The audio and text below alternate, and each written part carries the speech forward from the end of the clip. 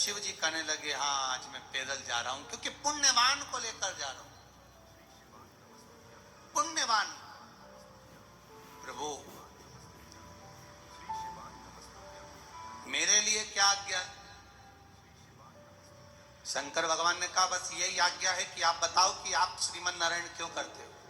कहा, एक दासी का पुत्र था मैं, मेरी माता दासी थी,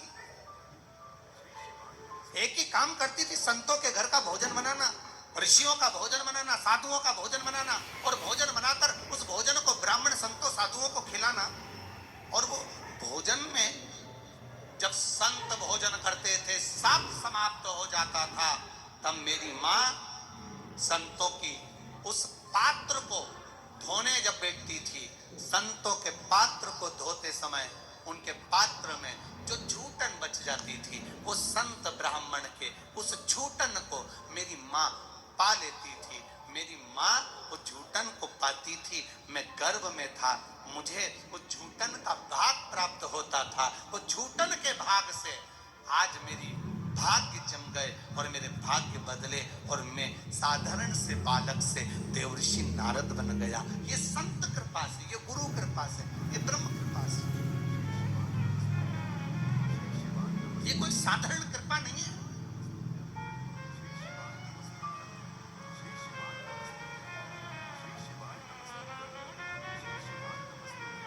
कितने लोग हैं शिव जी के मंदिर जाते हैं?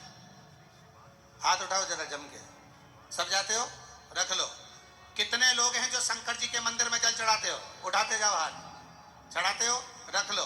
कितने लोग हैं जो शंकर जी के मंदिर में जल चढ़ाने के बाद थोड़ा सा जल झेल कर लेकर आते हो? सभी हो? रख लो। कितने लोग हैं जो जल झेल कर लाते हो, उस जल का 2 बूंद अपने मुख में भी डालते हो? बस तैयारी रखना, तुम्हारा जन्म अगला मृत्यु लोक में नहीं होगा, तुम वैकुंठ का निवास करने वाले हो। तुम वैकुंठ का निवास करने वाले होगे। क्यों? माता पार्वती जी ने देवादित्य महादेव से एक प्रश्न किया था कि मृत्यु लोक से, संसार से मुक्त होने का कोई साधन बताइए। शंकर भगवान ने कहा, मुक्त होने का साधन केवल एक है। क्या? मेरी कथा का रस तत्व ग्रहण करना और मेरी कथा के रस तत्व को ग्रहण कर कर उस कथा में से थोड़ा सा भाग ले लेना और अपने जीवन में उतार लेना। मतलब आपने कथा सुनी, कथा सुनकर ये ग्रहण किया कि शिव जी पे एक लोटा जल चढ़ाना है, आपने ये ग्रहण किया शंकर जी पे जल चढ़ाकर उठाकर लाना है, आपने ग्रहण किया कि वो जल लाकर थोड़ा थोड़ा सबको घर में देना है। मतलब श्रवण कर कर उसको अपने जीवन में उतारा तो भगवान शिव पार्वती जी से कहते हैं उसका फिर जन्म नहीं होता, वो मेरा होकर मेरे धाम में निवास करता है। श्री शिवाय नमस्तुभ्यम, हर हर महादेव। आज की शुरू हुई पिपलाशी महापुराण कथा के पहले दिन की कथा आज पूर्ण हो चुकी है। यह कथा गुरुजी मिश्रा जी के द्वारा इंदौर से 29 किलोमीटर दूर बेटमा में हुई थी। इस कथा का आनंद आप आस्था चैनल पर दोपहर 1 बजे से 4 बजे तक प्राप्त कर सकते। कहते हैं कि रिश्ते और रास्ते यदि अच्छे हैं तो आप अच्छी जगह पहुंच सकते हैं। इसका मतलब है कि यदि आपके रिश्ते अच्छे हैं तो आप जीवन में सफल हो सकते हैं, और यदि आपके रास्ते अच्छे हैं तो आप अपने लक्ष्य को प्राप्त कर सकते हैं।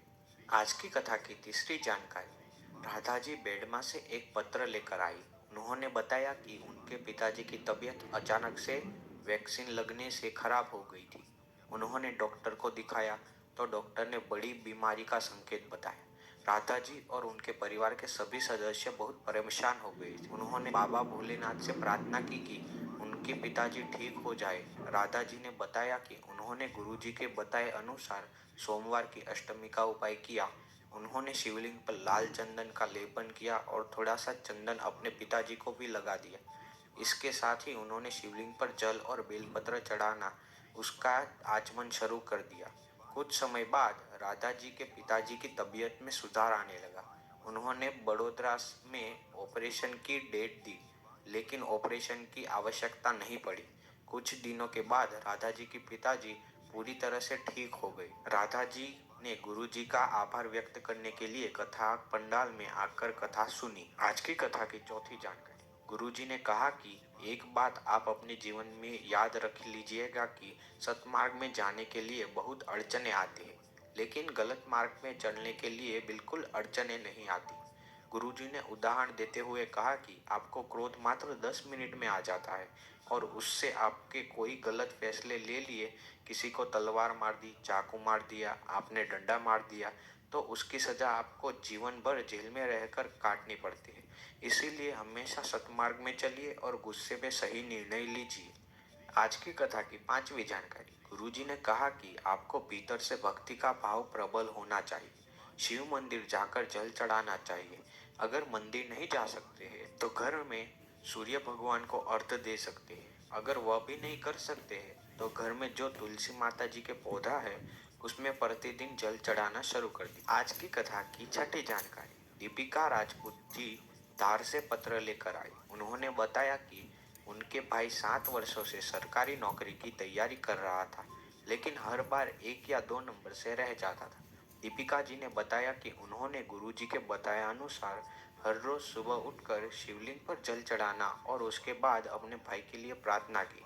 कुछ समय बाद उन्हें भाई की सरकारी नौकरी में सफलता हो गई। दीपिका जी ने गुरुजी का आभार व्यक्त करते हुए कथा पंडाल में आकर कथा सुनी। आज की कथा की 7वीं जानकारी। गुरुजी ने बताया कि अगर आप जब मंदिर में जाते हैं या कोई पूजा करते हैं तो किसी की पूजा की थाली में जब लगी हुई आप देखते हैं और आपकी थाली में वह सामग्री नहीं है तो बाजू वाली की थाली से लेकर सामग्री बिल्कुल भी नहीं चढ़ानी।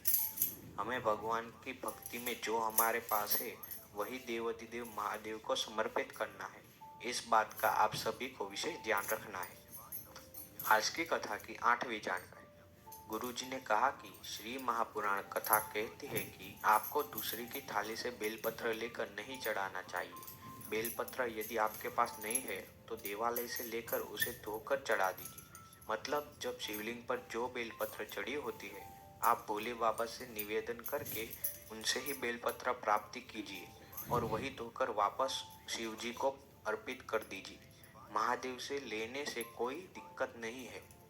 आज की कथा की 9वीं जानकारी। गुरुजी ने कहा कि अगर आप मंदिर में हैं और आपके पास चढ़ाने को 1 रुपये भी नहीं है तो भी आपको बगल वाले से मांगकर कुछ भी अर्पित करने की जरूरत नहीं है, क्योंकि महादेव भी कहते हैं कि मेरे पास आकर भी दुनिया वालों से मांग रहा है जबकि मैं सब कुछ देने के लिए तैयार बैठा हूँ।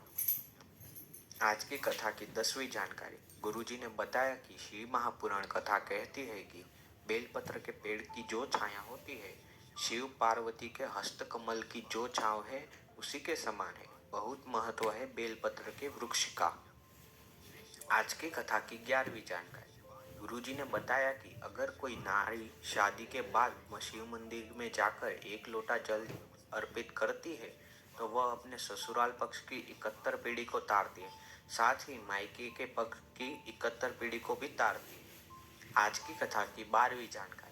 गुरुजी ने बताया कि शिव मंदिर चाहे कहीं के भी हो, आप कभी भी देखते हैं लोग वहाँ पे शिवरात्रि और सावन में ही जाते हैं, यह कभी कभी सोमवार को जाते हैं। शिव महापुराण कथा ने तो कमाल कर दिया। गुरुजी हमारे यहाँ सभी शिवालय में रोज अभिषेक और पूजन होता है।